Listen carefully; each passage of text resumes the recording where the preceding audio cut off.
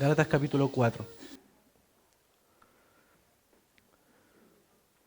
Para cada uno de nosotros, los creyentes, es una alegría inmensa la que viene a nuestro corazón cuando vemos a otros pecadores venir a los pies de Cristo en arrepentimiento y fe.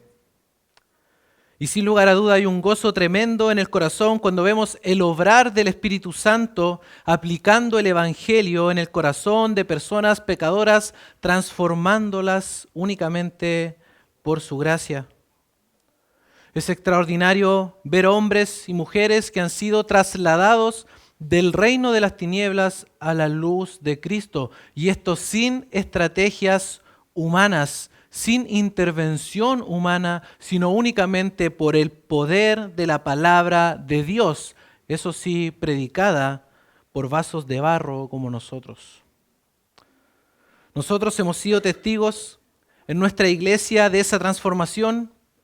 Hemos visto personas llegar a los pies de Cristo en arrepentimiento y fe. Nos hemos gozado y hemos exaltado a nuestro Señor por eso.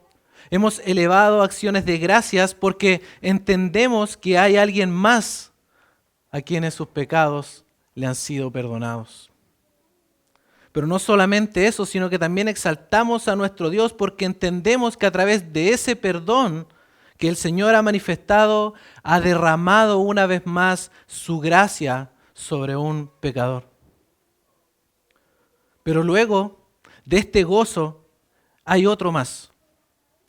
Y ese es el gozo de cualquier creyente que ame a su hermano. Pero particularmente es el gozo del ministro del Evangelio, el gozo del pastor. Y es el gozo de ver que aquellos que recibieron el Evangelio ahora viven conforme al Evangelio. O dicho de otra manera, ver a aquellos que recibieron la verdad vivir conforme a esa verdad. Eso le escribió, por ejemplo, el apóstol Juan a Gayo en su tercera carta. En tercera de Juan, versículos 1 al 4 del único capítulo que tiene la carta, dice lo siguiente. El anciano a Gayo, el amado, a quien amo en la verdad. Amado, yo deseo que tú seas prosperado en todas las cosas y que tengas salud, así como prospera tu alma. Pues mucho me regocijé cuando vinieron los hermanos y dieron testimonio de tu verdad, de cómo andas en la verdad. No tengo yo mayor gozo que este, el oír que mis hijos andan en la verdad. Noten el gozo de este pastor que él llama es su mayor gozo. No existe un mayor gozo para él que oír que sus hijos andan en la verdad. No solamente han aceptado la verdad, no solamente conocen la verdad intelectualmente, sino que viven conforme a esa verdad, viven conforme al Evangelio. El apóstol Pablo también lo expresó de una manera similar cuando escribió su primera carta a los tesalonicenses, luego de recibir el informe de Timoteo. Dice el capítulo 3 de esta carta, versículos 6 al 8.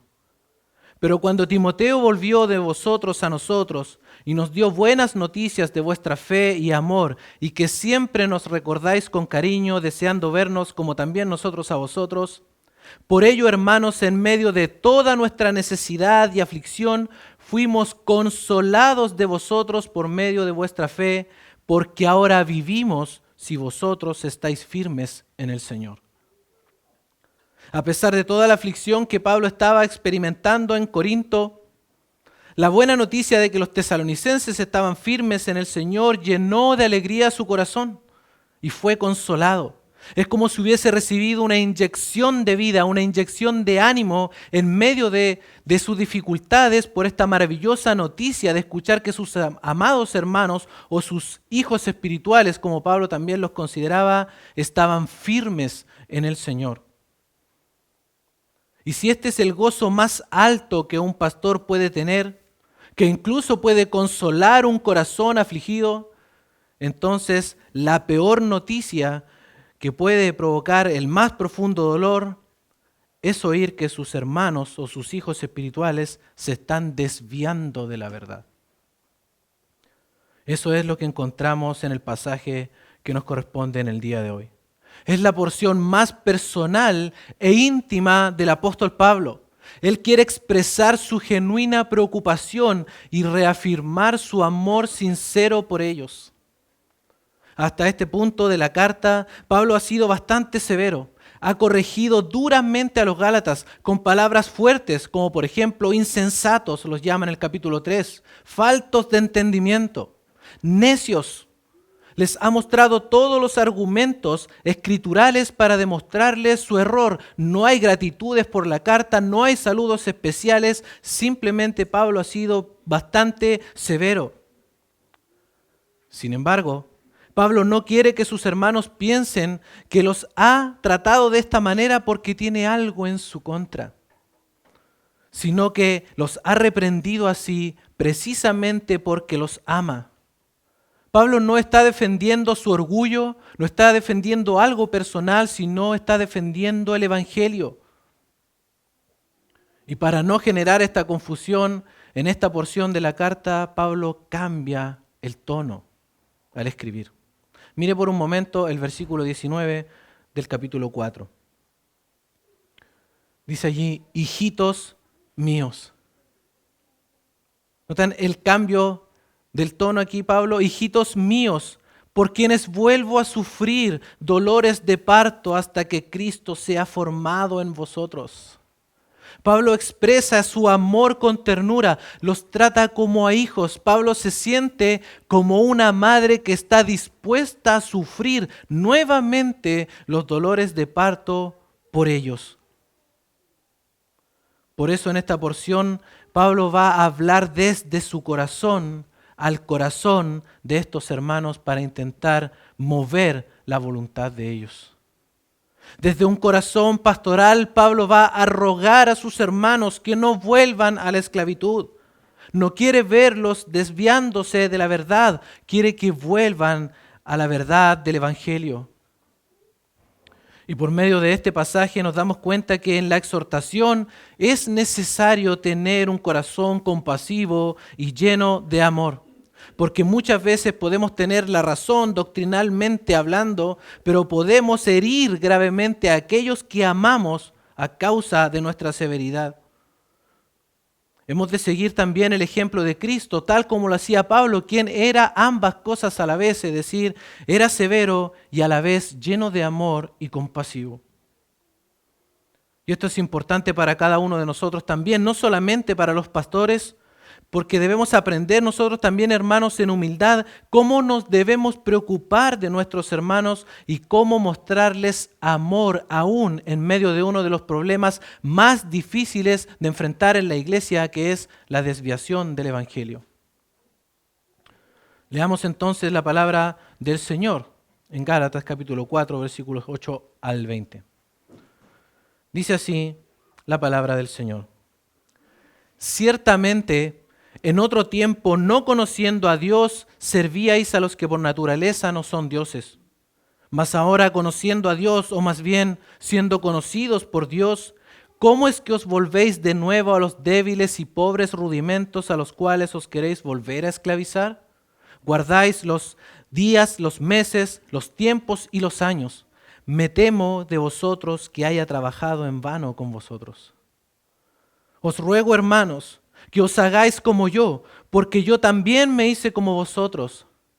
Ningún agravio me habéis hecho, pues vosotros sabéis que a causa de una enfermedad del cuerpo os anuncié el Evangelio al principio, y no me despreciasteis ni desechasteis por la prueba que tenía en mi cuerpo, antes bien me recibisteis como a un ángel de Dios, como a Cristo Jesús. ¿Dónde pues está esa satisfacción que experimentabais?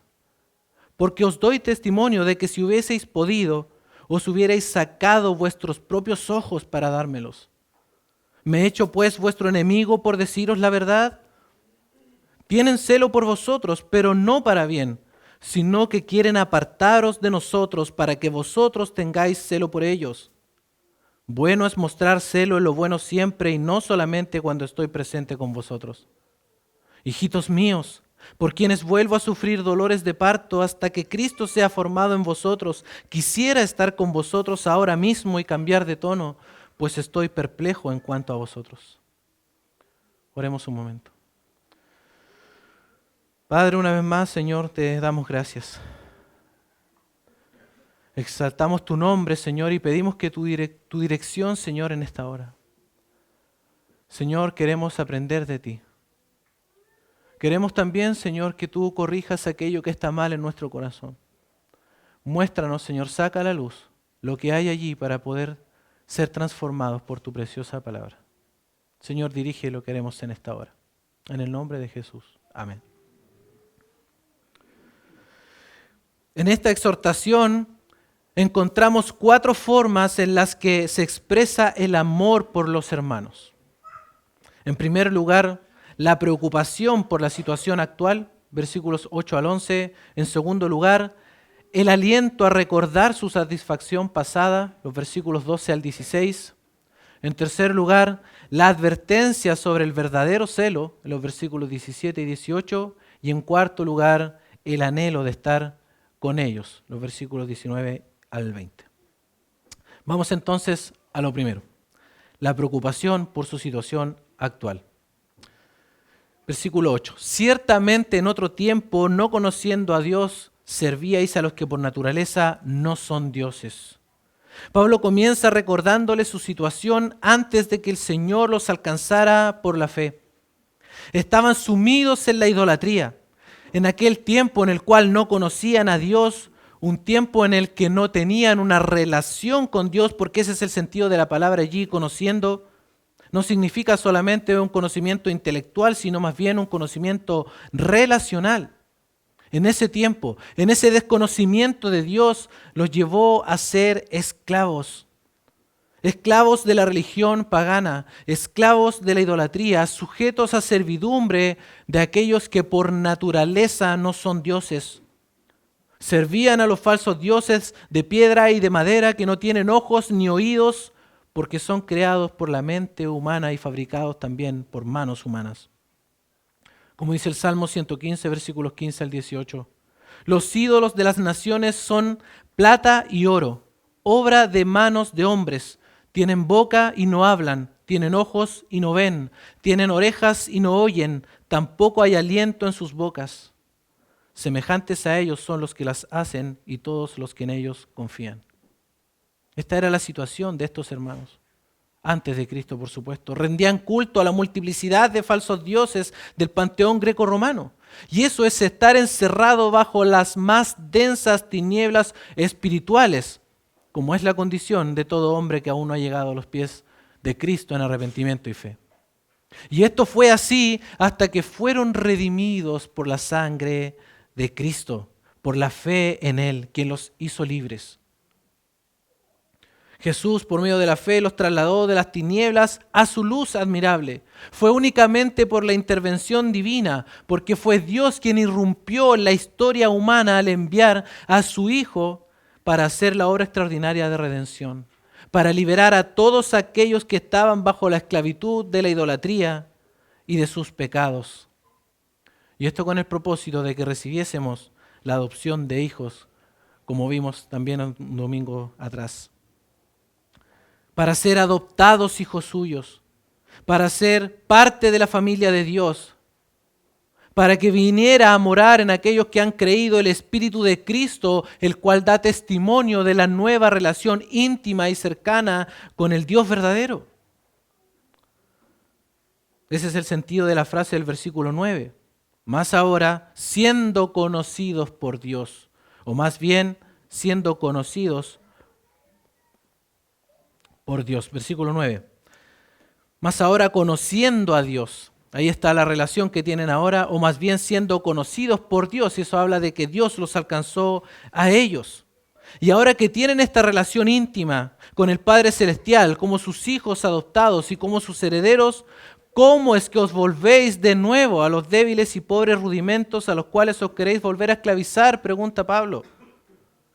Guardáis los días, los meses, los tiempos y los años. Esta era su situación actual. Estaban volviendo atrás por la influencia de los judaizantes. Ahora ellos estaban guardando los días de reposo, lunas nuevas, la Pascua, Pentecostés, la fiesta de los tabernáculos y hasta pudo haberles tocado el año del jubileo.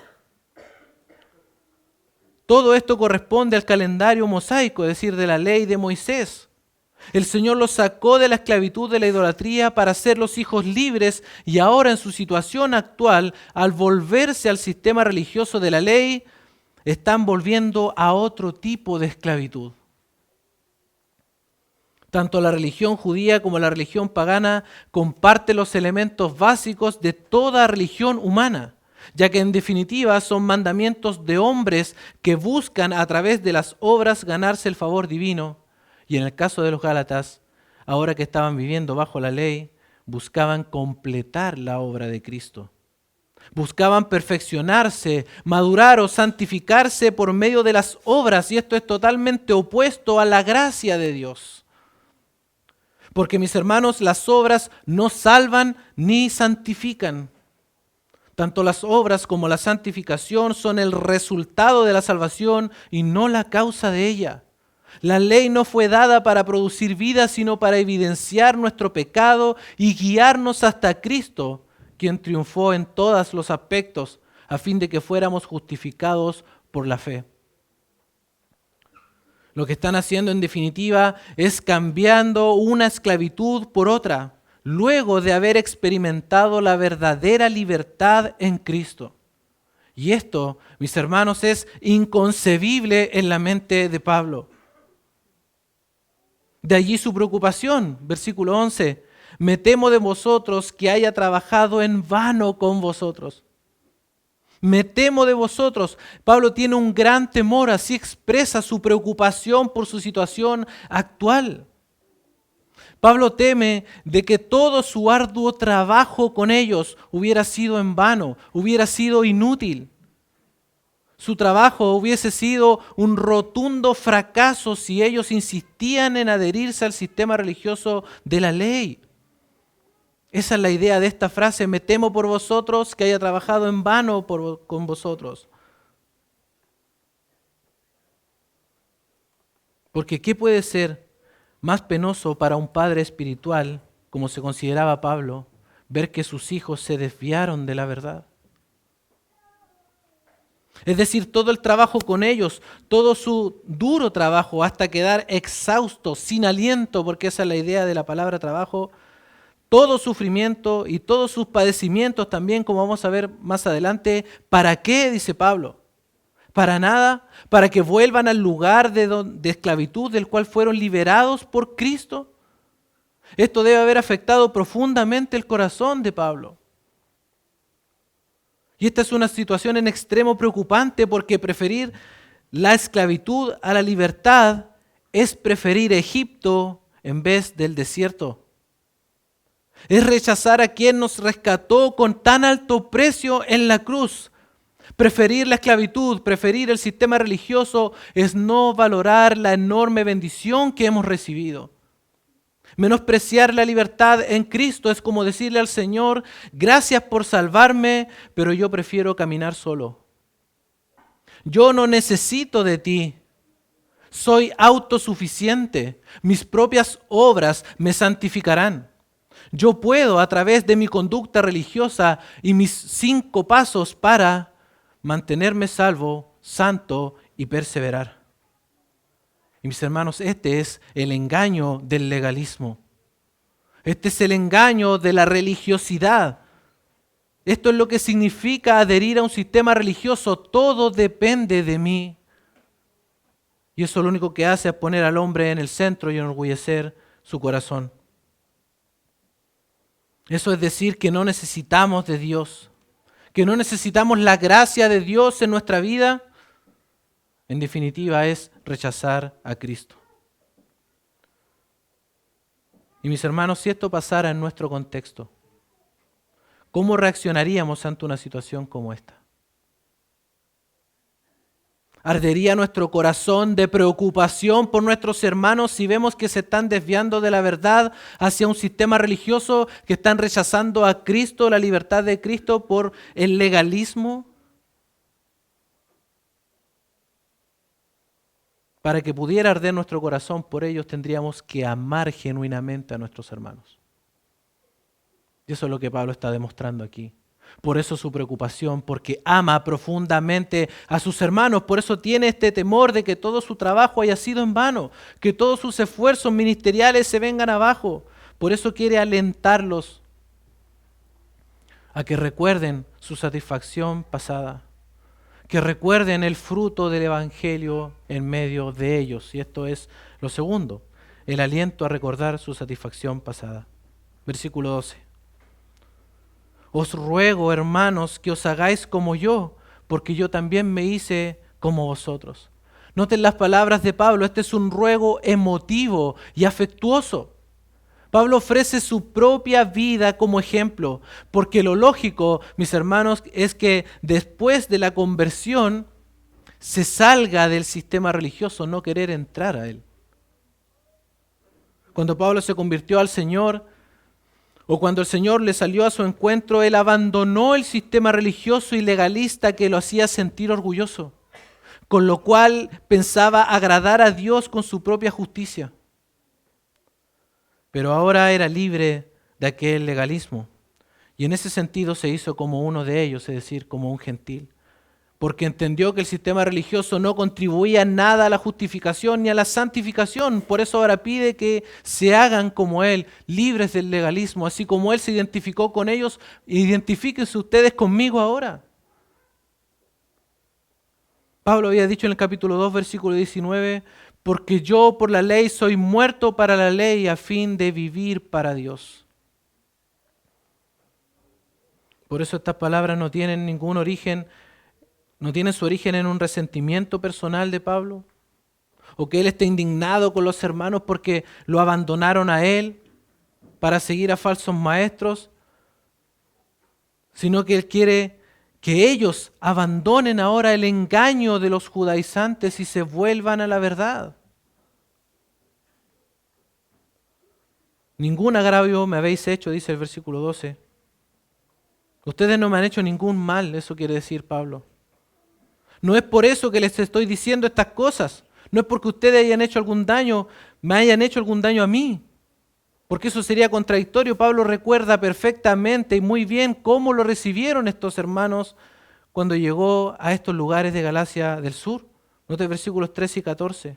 Pues vosotros sabéis que a causa de una enfermedad del cuerpo os anuncié el Evangelio al principio y no me despreciasteis, ni desechasteis por la prueba que tenía en mi cuerpo. Antes bien me recibisteis como a un ángel de Dios, como a Cristo Jesús. Fue a causa de una enfermedad, dice Pablo, que llegó allí a anunciarles el Evangelio. También la idea puede ser en la condición que llegué a predicar el Evangelio. Algunos comentaristas han propuesto que la enfermedad de Pablo fue probablemente la malaria, que es una enfermedad que se transmite a los humanos mediante la picadura de un mosquito. Los que padecen esta enfermedad presentan fiebre alta, vómitos y náuseas y podría provocar infecciones graves e incluso la muerte. Así que Pablo se había contagiado de esta enfermedad durante sus viajes, probablemente en las zonas bajas de Perge, y eso lo llevó a buscar zonas más altas, como Galacia del Sur. Otros proponen también que probablemente sufría de migrañas, y lo más típico, que sufría una enfermedad de los ojos, por lo que va a decir más adelante el versículo 15. Sin embargo, debido a que la palabra puede traducirse también como debilidad en vez de enfermedad, y el sentido es en medio de la debilidad de mi carne, es probable que Pablo esté haciendo referencia a las persecuciones y padecimientos que sufrió en aquellas ciudades. Vamos a entender un poquito más adelante qué se refiere con esto. Por ejemplo, escuche esto, en Antioquía de Pisidia dice lo siguiente en Hechos capítulo 13, versículo 50. Pero los judíos instigaron a mujeres piadosas y distinguidas y a los principales de la ciudad, levantando persecución contra Pablo y Bernabé, y los expulsaron de sus límites. También en Iconio, en el capítulo 14, versículos 2 y 5. Mas los judíos que no creían excitaron y corrompieron los ánimos de los gentiles contra los hermanos. Pero cuando los judíos y los gentiles juntamente con sus gobernantes se lanzaron a afrentarlos y a apedrearlos. También en Listra, capítulo 14, versículo 19 del libro de los Hechos. Entonces vinieron unos judíos de Antioquía y de Iconio que persuadieron a la multitud y habiendo apedreado a Pablo, le arrastraron fuera de la ciudad pensando que estaba muerto. Imagínense cómo debe haber quedado el apóstol Pablo. Lo arrastraron fuera de la ciudad pensando que estaba muerto. Sigue diciendo el versículo 20 en adelante. Pero rodeándole los discípulos se levantó y entró en la ciudad, en la misma ciudad que había sido apedreado. Y al día siguiente salió con Bernabé para Derbe. Y después de anunciar el evangelio a aquella ciudad y de hacer muchos discípulos, volvieron a Listra, a Iconio y a Antioquía, confirmando los ánimos de los discípulos, exhortándoles a que permaneciesen en la fe y diciéndoles, es necesario que a través de muchas tribulaciones entremos en el reino de Dios. Y mis hermanos, este es uno de los episodios más fuertes tal vez para el apóstol Pablo, porque nunca salieron estos padecimientos de su mente. Pablo les escribe y les recuerda estos padecimientos también a Timoteo en su segunda carta, que es la última que escribió el apóstol Pablo. Escuche lo que dice capítulo 3, versículos 10 al 11 de 2 Timoteo. Pero tú has seguido mi doctrina, conducta, propósito, fe, longanimidad, amor, paciencia, persecuciones y padecimientos como los que me sobrevinieron en Antioquía, en Iconio y en Listra. Persecuciones que he sufrido y de todas me ha librado el Señor. Así que se pueden imaginar las condiciones en las que el apóstol Pablo llegó a estas ciudades de Galacia al sur, o cómo estaba entre medio de ellos predicando el evangelio. Herido, con una apariencia de debilidad. Y esta apariencia de debilidad presentaba una dificultad para ser bien recibido en las ciudades de Galacia. Por eso Pablo dice, y ustedes no me despreciaron.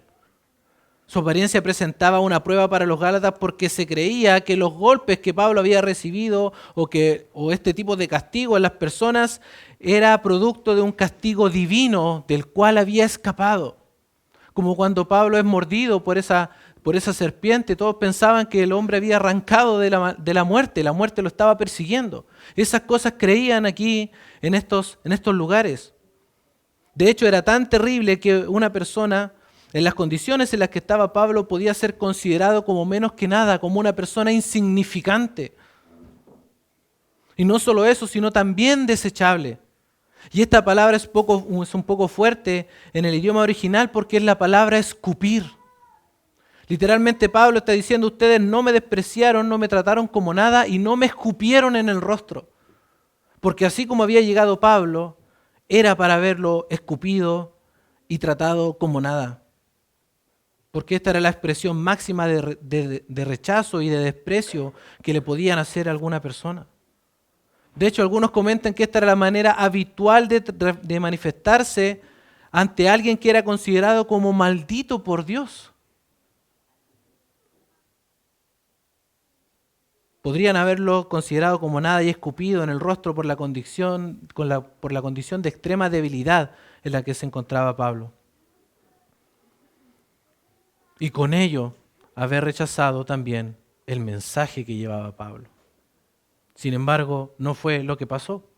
Dice el versículo 14, antes bien me recibisteis como a un ángel de Dios, como a Cristo Jesús. A pesar de que Pablo estaba en esa condición de debilidad, no lo rechazaron, sino que lo recibieron como a un ángel de Dios, como a un mensajero de Dios. Esa es la idea. Me recibieron como a alguien enviado por Dios con un mensaje para ustedes. Eso es lo que entendieron los gálatas cuando Pablo llegó allí, a pesar de su debilidad, a pesar de sus heridas, a pesar de su apariencia de ser insignificante. Y eso es lo que Pablo quiere que recuerden. Pablo quiere que recuerden que cuando él fue hasta ellos en su debilidad, su apariencia física no fue un impedimento para el obrar de Dios en medio de ellos. Dios los guió para que no pusieran la vista en el mensajero, sino en el mensaje. Y no solo lo recibieron como un mensajero de Dios, sino como a Cristo Jesús. Mis hermanos, pueden imaginarse ustedes la gratitud, el gozo que había en esos lugares al recibir al apóstol Pablo, quien traía el mensaje del Evangelio, porque esa es la idea.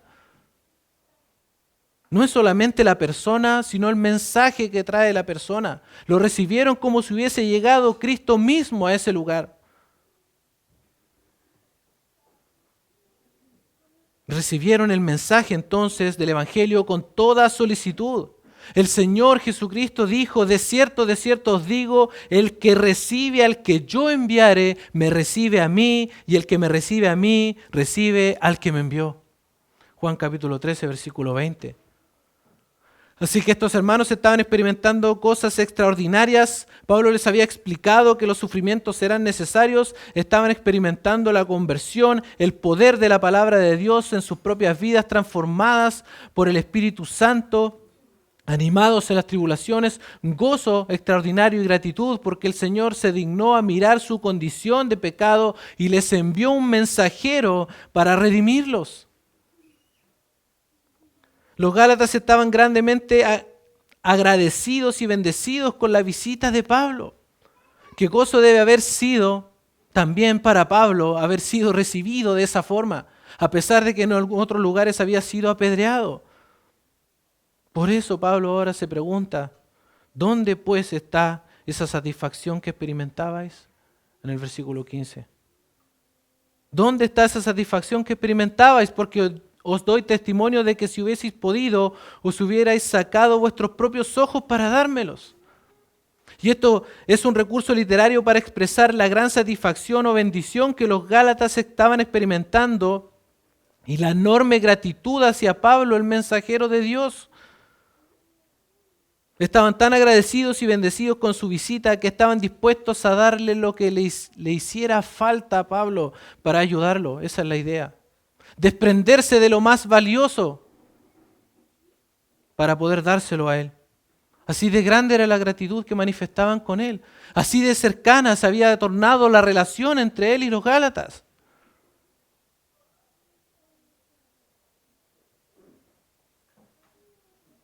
Así de grande era su gratitud.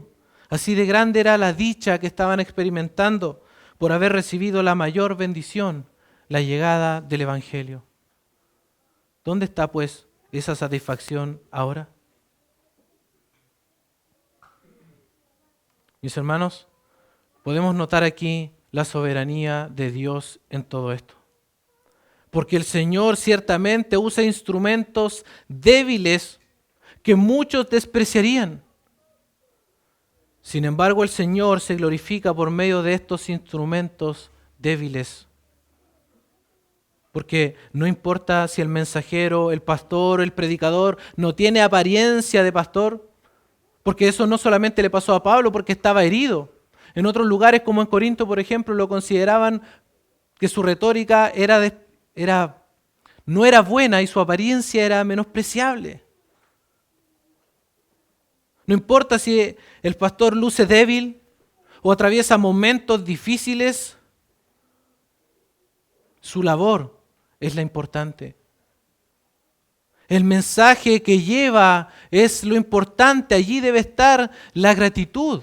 Darle gracias al Señor por los hermanos y pastores que nos enseñan la palabra de Dios, que están dispuestos a seguir sirviendo al Señor por medio de servirnos a nosotros, a pesar de las aflicciones y las dificultades que puedan enfrentar. A que están dispuestos a seguir llevando la palabra del Señor día tras día, reunión tras reunión, por amor de vuestras almas. Mis hermanos, ¿cómo está nuestra gratitud al Señor por todas estas cosas?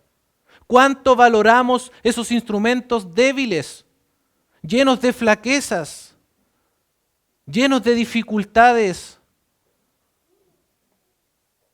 Instrumentos débiles, vasos de barro, que el Señor designó para llevarnos o traernos el mensaje del Evangelio. Pablo extrañaba eso. Pablo extrañaba esa satisfacción. Pablo estaba extrañado, asombrado de que estos hermanos ya no sintieran ese gozo. Porque saben una cosa, hermanos, que ellos se hayan apartado es también apartarse del mensaje que Pablo llevaba. Ese era el dolor que había en el corazón de Pablo. No solamente por él, porque alejarse de él significa alejarse del mensaje del Evangelio. Rechazar el Evangelio es rechazar a Cristo mismo. Pablo quería alentarlos a estos hermanos a recordar aquella satisfacción que experimentaban.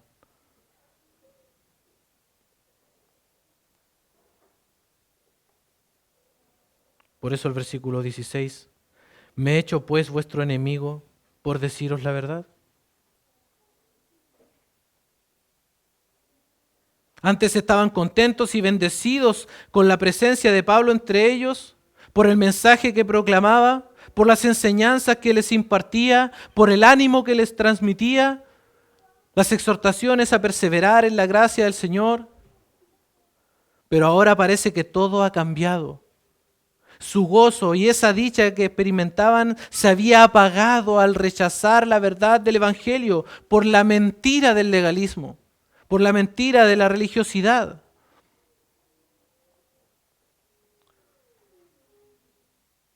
Sin embargo, decirles la verdad y hacerles ver su error y animarlos a arrepentirse es una manifestación del amor que Pablo tiene por ellos.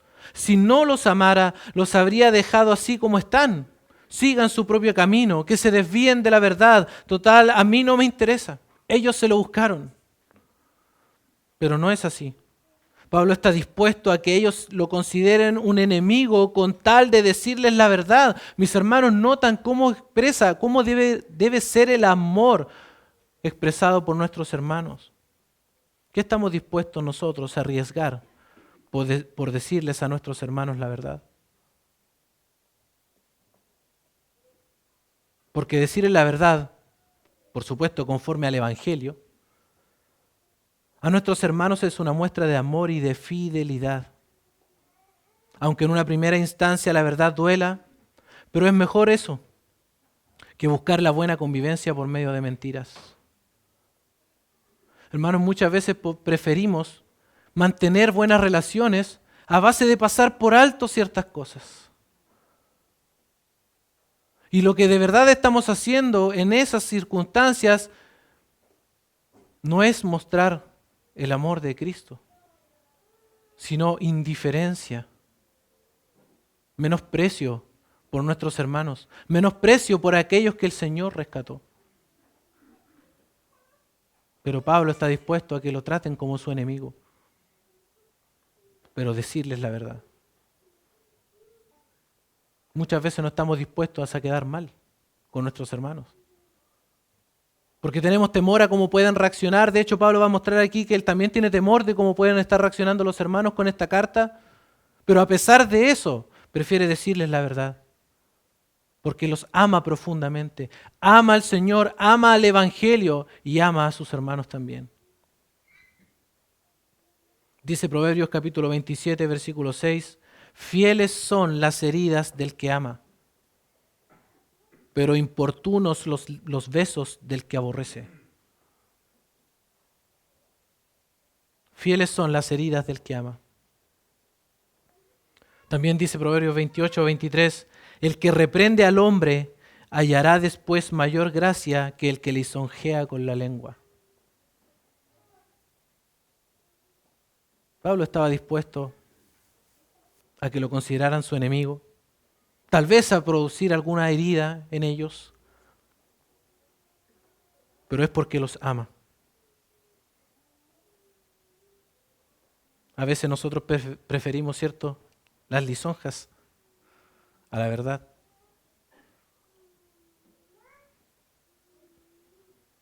Así como Pablo entonces los ama, les dice la verdad. Y la advertencia es una de las cosas que demuestran que amamos a nuestros hermanos. Por eso Pablo ahora va a advertirles acerca de la verdad de estos falsos hermanos, de estos judaizantes. Y esto es lo tercero, la advertencia sobre el verdadero celo. Versículos 17 y 18. Tienen celo por vosotros, dice Pablo, pero no para bien. Ojo con esto. Pablo aquí quiere advertirle acerca de las verdaderas intenciones de los judaizantes. Ellos no los aman realmente, le está diciendo Pablo. No quieren su bien. Tienen un interés por ustedes, pero no para el bien suyo. No los aman realmente. Quieren atraerlos hacia sí mismos como una especie de secta. Los judaizantes quieren que ustedes sean celosos por ellos, es decir, por la religión. Ese es el sentido, que sean religiosos, que sean celosos por el sistema religioso, pero no los aman de verdad. Porque si los amaran de verdad, les dirían la verdad, les predicarían acerca de la libertad de Cristo, de las bendiciones de estar en Cristo, les predicarían que la obra de Cristo hace libre de todas estas cosas. Que la obra de Cristo es absolutamente suficiente. A ellos no les interesan sus almas, no les interesan sus corazones. Ellos simplemente quieren números, quieren adeptos, quieren apartarlos de Pablo y Bernabé, probablemente, por eso dice, sino que quieren apartaros de nosotros. Es decir, quieren apartarlos de la verdad del Evangelio, para que vosotros tengáis celo por ellos. Es decir, quieren que ustedes sean celosos de la religión o del judaísmo, que adhieran a la uniformidad que es tan característica de la religiosidad, con una serie de reglas de todo tipo, totalmente distinto a la unidad de la iglesia de Cristo. En la libertad de Cristo hay verdadera unidad porque el Espíritu Santo nos ha dado esa unidad. Es unidad de propósito, de fe. No es uniformidad en la que todos tienen que ser iguales en ese sentido. Ellos quieren mucha gente que levante la bandera del legalismo y la religiosidad. Y eso es precisamente lo que hacen los falsos maestros. Eso hace la religiosidad. En realidad lo que quieren es atraerlos hacia ellos mismos como una especie de caudillismo con el único propósito de gloriarse en aquellos que han alcanzado. Miren cuántos somos ahora. Ese es el único propósito, pero ni siquiera conocen sus nombres, muy distinto a la iglesia de Cristo. Pablo dice, yo estoy preocupado por sus almas.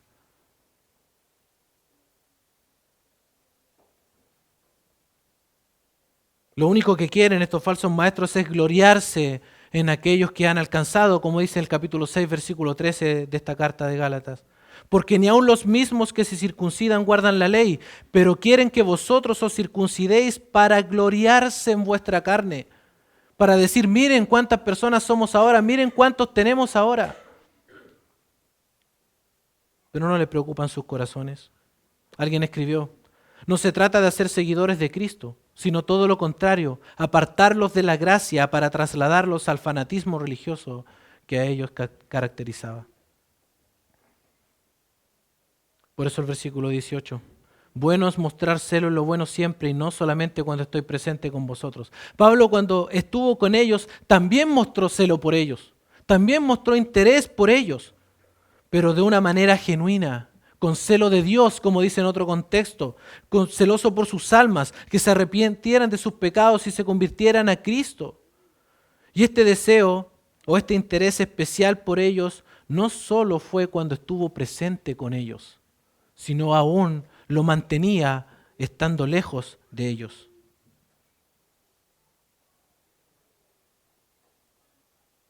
Por eso esto es urgente.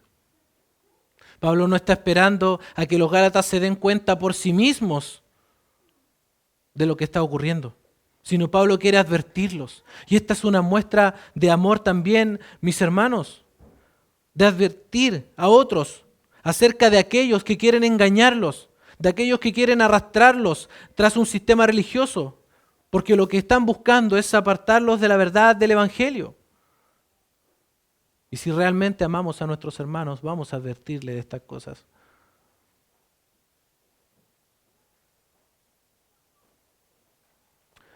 Y por lo angustiante de la situación, sería mejor estar con ellos en persona y poder decirles estas cosas cara a cara, para poder expresarse con mayor claridad al respecto. Es mucho mejor que una carta, ¿no es verdad?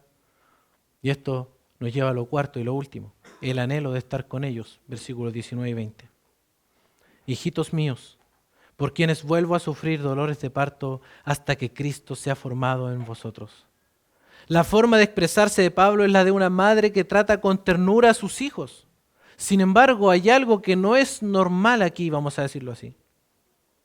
¿Cuántas veces la madre que da a luz sufre dolores de parto? solo una. Sin embargo, Pablo dice que vuelve a sufrir dolores de parto por ellos. Alguien escribió: ustedes me hacen sentir como una madre a la que le dicen que tiene que dar a luz al mismo bebé por segunda vez. ¿Qué pasaría, querida hermana, si te dijeran que tienes que dar al mismo hijo a luz por segunda vez? Eso significaría pasar nuevamente por los dolores de parto, ¿no es verdad? ¿Estarías dispuesta a pasar por los mismos dolores? Me imagino que sí. Esperamos que sí.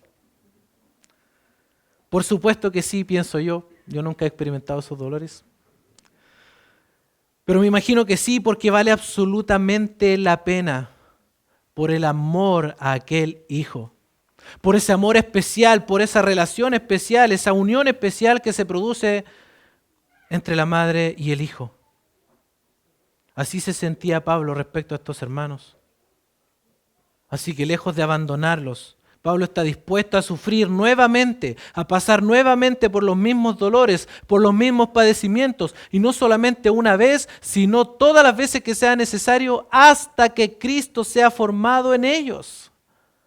¿Por qué? Porque ¿qué otro anhelo puede haber en el corazón de un padre espiritual sino que la imagen de Cristo sea formada en sus hijos? Esa es la meta de todo creyente, ser conformado a la imagen de Cristo. Dios ha determinado que todos los creyentes adquieran la imagen de su Hijo para que podamos reflejar la gloria de Cristo y su santidad en un mundo corrompido como el nuestro. Ser conformados a su imagen nos permite vivir como lumbreras en este mundo de tinieblas espirituales, reflejar la luz y la esperanza de salvación que proviene de Dios.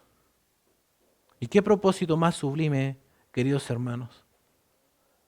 ¿Qué le deseamos nosotros a nuestros hijos? ¿Acaso nosotros podríamos aspirar a una cosa mejor que esto? Pero ¿cómo será formada la imagen de Cristo en nosotros si nos desviamos de la gracia de Dios? Eso es lo que es el conflicto que tiene Pablo en su mente. Si estos hermanos se están desviando de la verdad, ¿cómo va a ser formada esa imagen en ellos?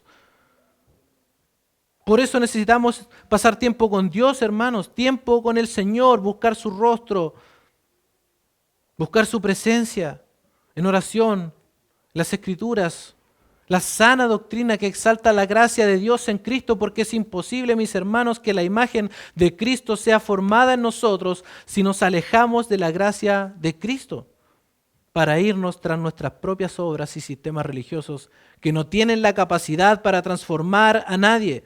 Tal vez sí pueden hacerlo externamente, pero verdaderamente en el interior, en el lugar en el que el Señor produce verdaderamente los cambios, es decir, el corazón, no pueden, no tienen acceso a Él. Solo Dios tiene acceso allí y solo Él puede transformar el corazón.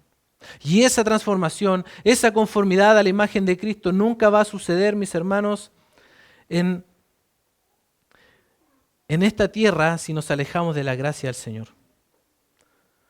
Bien sabemos que los planes de Dios y los propósitos de Dios no pueden ser frustrados.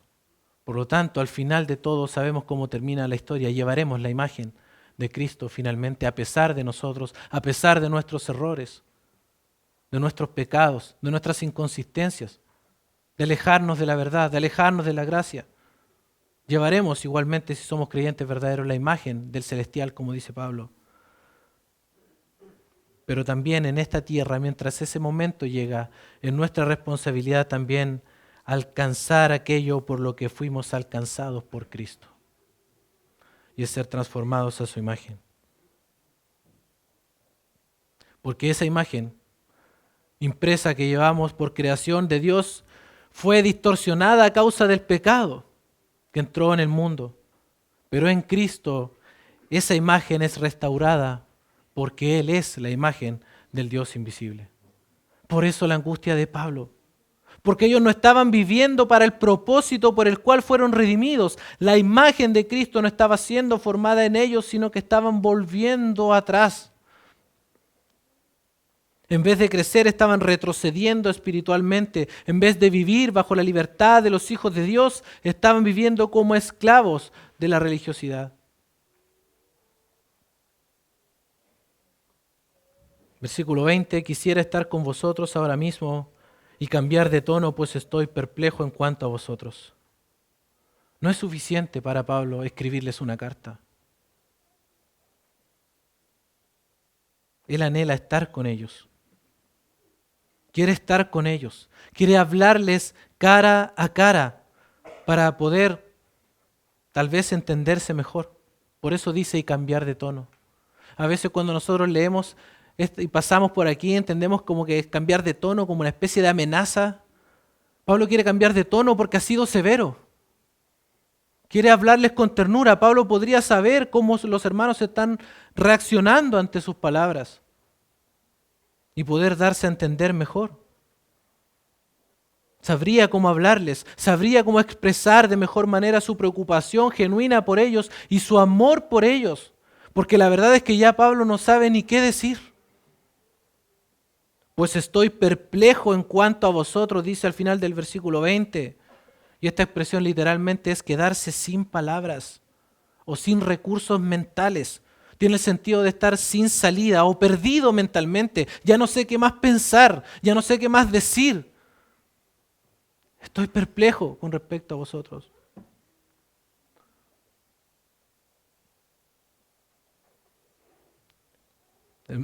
Mis hermanos, ¿qué es lo que anhelamos más que suceda en la vida de nuestros hermanos?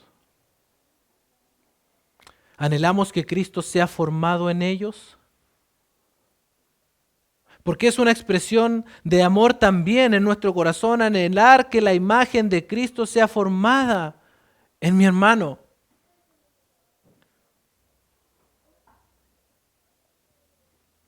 ¿Qué otra cosa le podríamos desear? ¿Qué otro bien podríamos anhelar para nuestros hermanos? Y si es así, si tenemos realmente ese anhelo en nuestro corazón, ¿qué estamos dispuestos a hacer? A sufrir para acompañar a nuestros hermanos en su proceso de crecimiento a la imagen de Cristo. Pablo dice, no es suficiente escribirles una carta, yo quiero estar con ustedes, quiere acompañarlos, quiere estar presente con ellos.